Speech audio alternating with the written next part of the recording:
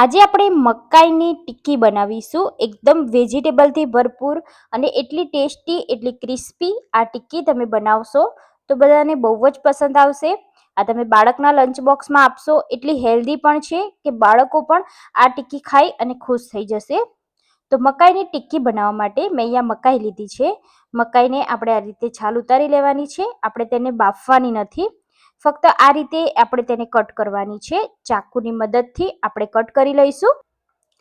તો આવી રીતે આપણે ચાકુથી તેને કટ કરીશું એટલે એના દાણા પણ રહેશે અને મકાઈ તૂટશે પણ નહીં.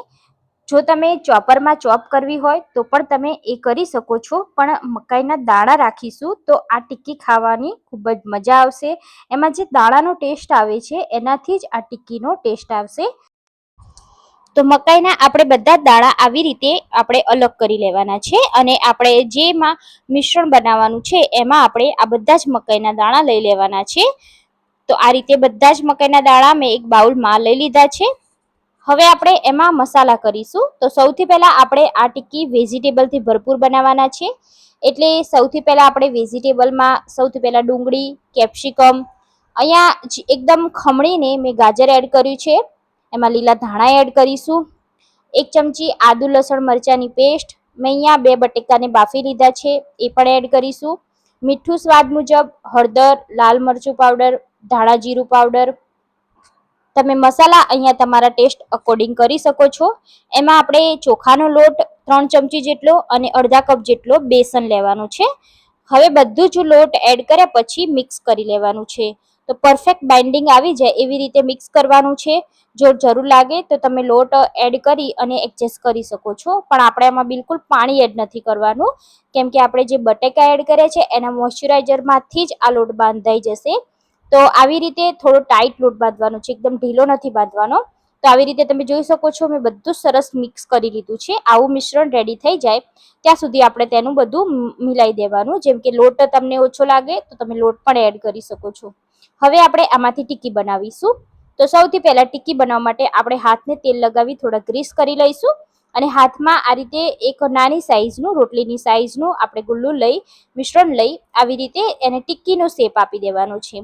તો જેવી રીતે આપણે આલુ ટિક્કી બનાવીએ છીએ બસ એ જ રીતે આપણે ટિક્કી બનાવી લેવાની છે. ના વધારે જાડી રાખવાની છે, ના વધારે પતલી રાખવાની છે. ફક્ત આવી જ રીતે આપણે બધી ટિક્કી બનાવી લઈશું. તો તમે જોઈ શકો છો એકદમ પરફેક્ટ ટિક્કી આપણી બની ગઈ છે.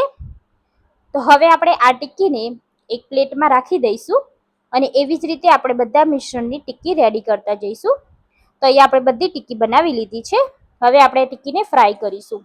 તો ફ્રાય કરવા મેં તેલ રાખી દીધું છે. ગરમ તેલમાં આપણે ટિક્કી એડ કરતા જઈશું અને તેને ફ્રાય કરીશું. જો તમે ચાહો તો આ ટિક્કીને સેલો ફ્રાય કરી શકો છો, અથવા તમારે નોન ફ્રાય કરવી હોય તો પણ તમે કરી શકો છો. એને બોઇલ કરીને પણ કરી શકો છો, અથવા તમે સ્ટીમ કરી અને પછી પણ તેને ફ્રાય કરી શકો છો. પણ મેં અહીંયા ડાયરેક્ટલી કરી છે. ડાયરેક્ટલી પણ આ ટિક્કી ખૂબ જ સરસ બને છે, બહુ જ ક્રિસ્પી પણ બને છે અને એટલી ટેસ્ટી પણ બને છે. તો સૌથી પહેલા આપણે ટિક્કીને ટચ નથી કરવાની. તેલમાં એનો શેપ લઈ લે ત્યાં સુધી આપણે તેને અડવાનું નથી. શેપ આવી જાય પછી આપણે તેની સાઈડ ચેન્જ કરતા રહેવાનું છે અને જ્યાં સુધી ક્રિસ્પી ના થાય ત્યાં સુધી તેને ફ્રાય કરીશું. તો લગભગ આપણી 3 થી 4 મિનિટમાં ટિક્કી તળાઈ જશે અને આપણે ગેસની ફ્લેમ હાઈ રાખીશું, જેનાથી ટિક્કી અંદરથી પણ ફ્રાય થશે અને ક્રિસ્પી પણ થશે.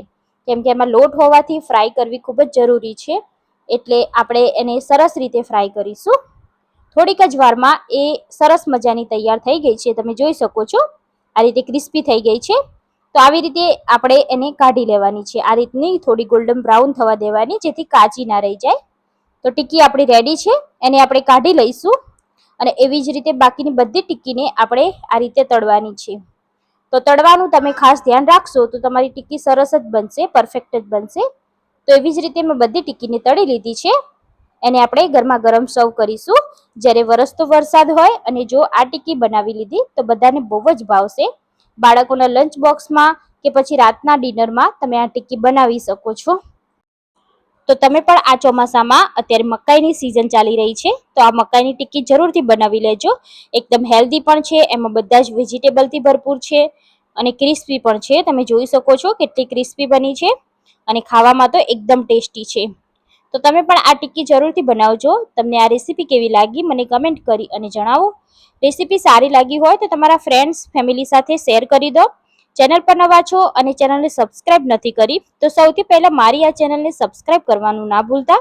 બાજુમાં રહેલા બેલ આઇકોન દબાવી દેજો જેથી નવી નવી રેસીપીના નોટિફિકેશન તમને મળી જાય અને અને નવા નવા વિડીયો તમે જોઈ શકો. તો ફરીથી આપણે આવી જ નવી રેસીપી સાથે મળીશું. ત્યાં સુધી બાય બાય. જય Shri Krishna. Thank you for watching.